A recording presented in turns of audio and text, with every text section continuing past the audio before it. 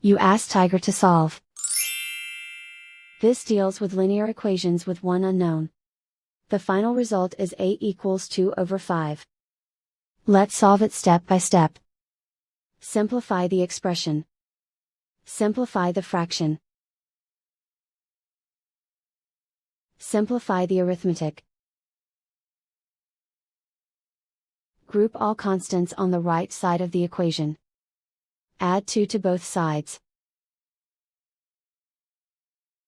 Simplify the arithmetic.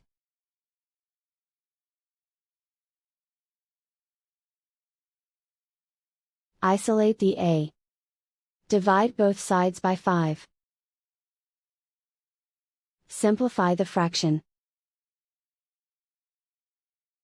And so the final result is a equals 2 over 5.